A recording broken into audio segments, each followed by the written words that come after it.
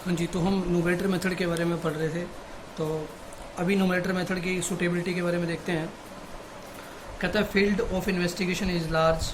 जब आपका इन्वेस्टिगेशन की फील्ड बहुत बड़ा हो तब हम लोग न्यूमरेटर मेथड यूज़ करते हैं।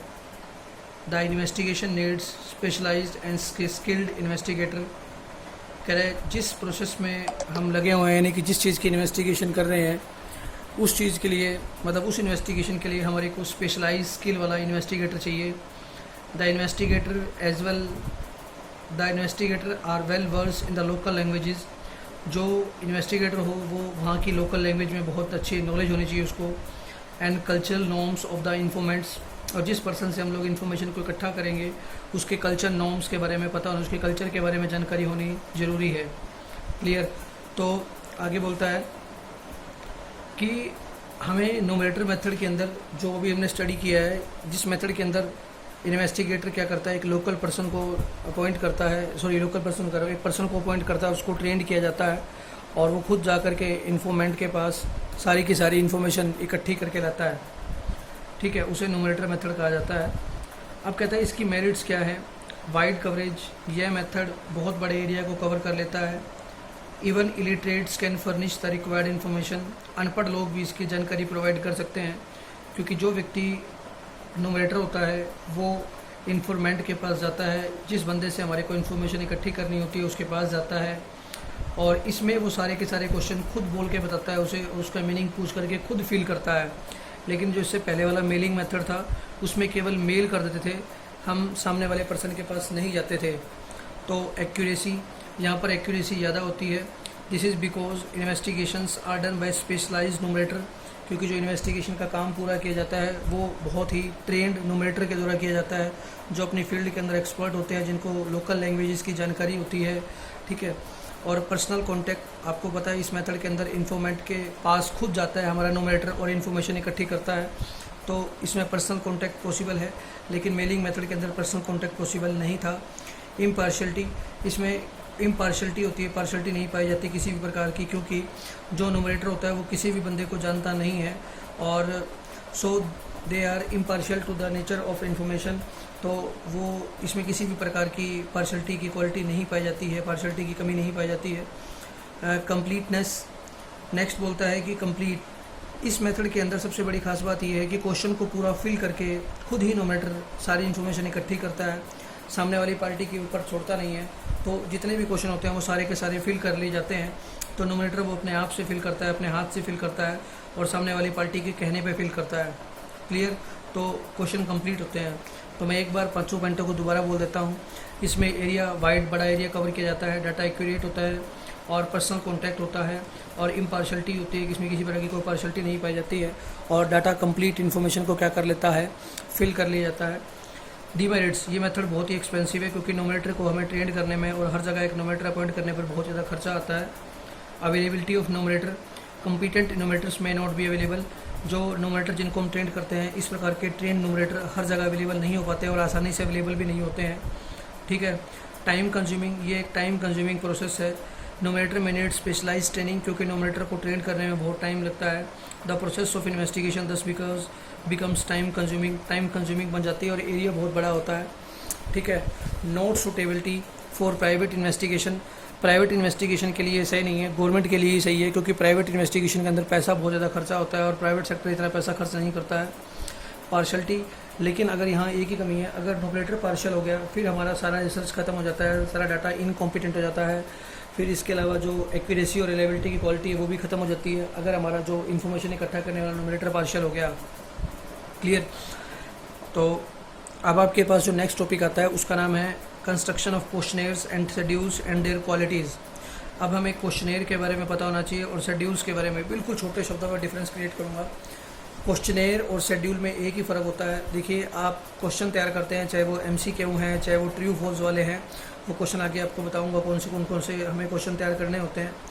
अगर वो क्वेश्चन हम सामने वाली पार्टी के पास फिल करने के लिए भेज देते हैं, सामने वाली पार्टी खुद फिल करके हमारे पास भेजती है, तो उसको बोला जाता है क्वेश्चनेयर। लेकिन जब हमारा पर्सन सारे के सारे क्वेश्चंस के आंसर को खुद फिल करता है, पहले वाले टॉपिक के अंदर यानी कि क्वेश्चनेयर के अंदर हम क्वेश्चन सामने वाली पार्टी के पास भेजते हैं, आंसर वो खुद फिल करता है, उसकी मर्ज़ी है सही करे गलत करे या कैसे मर्ज़ी कर दे। लेकिन जो शेड्यूल्स हैं उसके अंदर जो हमारा नोमिनेटर होता है वो सारे के सारे आंसर अपने आप फिल करता है सामने वाली पार्टी से पूछ करके, और वो किसी को भी खाली नहीं जाने देता है। तो यही फ़र्क है, क्वेश्चनेयर के अंदर इन्फॉर्मेशन खुद फिल करता है, अगर वो पढ़ा लिखा नहीं है तो वो नहीं भर पाएगा। लेकिन शेड्यूल्स के अंदर सारे के सारे क्वेश्चंस के आंसर कौन फिल करता है? नोमिनेटर करता है। क्लियर? तो ये दोनों का डिफरेंस था। अब हम पढ़ते हैं qualities of a good questionnaire. कहता है कि जब भी आप क्वेश्चन तैयार करेंगे जो हमें इन्फॉर्मेंट से पूछनी है, ध्यान रखना उनमें हमें किन किन बातों का ध्यान रखना पड़ता है। सबसे पहले क्वेश्चन लिमिटेड होना चाहिए, बहुत ज़्यादा नहीं होने चाहिए, क्योंकि सामने वाली पार्टी ऐसा ना हो कि बोर हो जाए और आपके आंसर्स देने बंद कर दे। सिंपलिसिटी, जो भी आप क्वेश्चन फिल कर रहे हैं वो बहुत ही सिंपल होने चाहिए और क्लियर होने चाहिए। ठीक है, ना तो बहुत बड़ा हो और ना ही बहुत छोटा क्वेश्चन हो, और कॉम्प्लेक्स मुश्किल क्वेश्चन तो कभी भी नहीं पूछने चाहिए।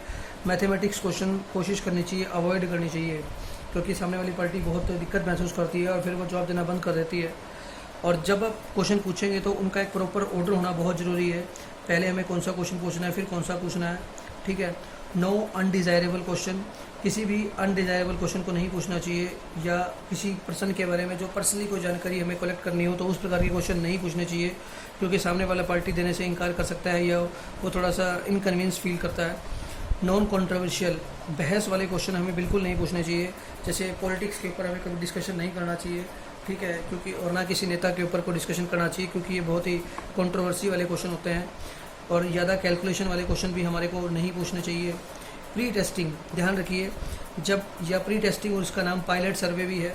कहते हैं जब आप किसी भी क्वेश्चन को पूछने के लिए जा रहे हैं तो उसको पहले से टेस्ट कर लेना चाहिए।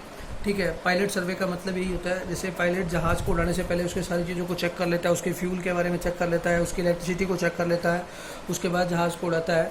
इसी प्रकार जब आप किसी क्वेश्चंस को पूछने जा रहे हैं तो पहले उसे अपने एक छोटे से एरिया में खुद अपने ऑफिस में या आपसे किसी फ्रेंड के साथ डिस्कशन कर लेने चाहिए। ठीक है, ताकि कोई समस्या आगे ना आए।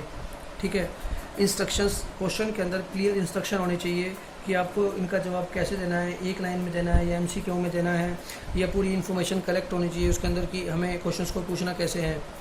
फिर क्रॉस वेरिफिकेशन, जो क्वेश्चन आप पूछ करके आए हो उनको क्रॉस वेरीफाई भी करना चाहिए कि जो इन्वेस्टिगेटर आपने भेजा था इन्वेस्टिगेशन के लिए या क्वेश्चन को इकट्ठा करने के लिए, क्या उसने ठीक से काम किया भी है या नहीं किया है। रिक्वेस्ट फॉर रिटर्न, और जब आप मेलिंग मेथड की बात करते हैं तो सामने वाली पार्टी को आप रिक्वेस्ट भी कर सकते हैं कि आप अपने क्वेश्चंस के सभी आंसर को फिल करके हमें रिटर्न ज़रूर करें। तो ये आपकी जो है ना क्वेश्चंस की क्वालिटी होनी बहुत ज़रूरी है। और अब आपका जो इस टॉपिक का लास्ट है वो कहता है कि आप जब क्वेश्चन पूछोगे तो कौन कौन से होने चाहिए। पहला क्वेश्चन का जो नाम है जिसको हम बोलते हैं टाइप्स ऑफ क्वेश्चन में सिंपल क्वेश्चंस। सिंपल क्वेश्चन में येस और नो, राइट और रॉन्ग, गुड और बैड, इस प्रकार के क्वेश्चन पूछने चाहिए। जैसे do you have a car, तो आप क्या जवाब देंगे, येस या नो। गवर्नमेंट ने डिसाइड किया कि 10+2 system in a college, do you agree, हाँ या ना का जवाब दीजिए। फिर दूसरे प्रकार के क्वेश्चन आप कौन से पूछ सकते हैं, MCQ क्वेश्चंस। MCQ का मतलब मल्टीपल चॉइस क्वेश्चन, इसमें एक क्वेश्चन होगा और 4 आंसर होंगे। जैसे कौन बनेगा करोड़पति, अमिताभ बच्चन पूछता है। What is your mode of conveyance from the home to college, आप लोग अपने घर से कॉलेज के लिए किस प्रकार जाते हो, ऑन फुट, पाँव पे, साइकिल पे, बस में या स्कूटर पे। तो MCQ 4 आगे जो आंसर है आप उसमें एक को टिक कर देंगे। फिर specific information, only specific information is obtained through such questions. For example, in which class do you read, जिस हम कुछ विशेष जानकारी आपसे कलेक्ट करने जा रहे हैं कि किस क्लास में आप पढ़ते हो। और how much pocket allowance do you get, आप कितने पॉकेट अलाउंस यानी कि आपको रोज़ की जेब खर्ची कितनी मिलती है। Open questions, in such questions the information जो चाहिए होती है, the informant is requested to give the view of on specific issues. हम इन्फॉर्मेंट से ये उम्मीद करते हैं कि आप हमें इस क्वेश्चंस के ऊपर किसी विशेष प्रकार के क्वेश्चन के ऊपर अपनी जानकारी दीजिए, अपने जो है ना मतलब व्यूज़ दीजिए, अपने विचार दीजिए कि इसको कैसे कंट्रोल किया जा सकता है या इसको कैसे सुधारा जा सकता है। कहता है how can price in India be control, Bharat में कीमतें जो बढ़ रही है लगातार से, प्राइस जो लगातार से बढ़ रही हैं उनको कैसे रोका जा सकता है। और how can power shortage in country be overcome, जो बिजली की कमी है उसको किस प्रकार से दूर किया जा सकता है। क्लियर है, तो ये क्वेश्चन होते हैं जो हम सामने वाली पार्टी से पूछते हैं।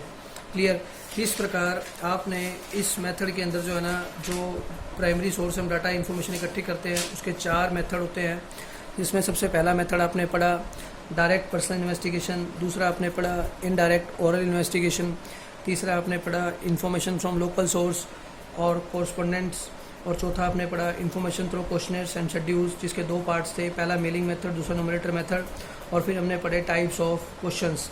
तो ये था आपका प्राइमरी डाटा को कलेक्ट करने की टेक्निक, या प्राइमरी डाटा को किस प्रकार से इकट्ठा करते हैं। क्लियर। तो अब इसके अंदर आपके एक टॉपिक और रह गया है जिसको हम अगले वीडियो के अंदर करेंगे। फिलहाल आप इन सभी को क्या कीजिए, बड़े ध्यान से पढ़िए, और कहीं कोई समस्या आती है तो आप मुझसे पूछ सकते हैं। इसको सारा पहले रीड कर लीजिए बुक से भी, और मैं आप लोगों को जो है ना भेज दूँगा।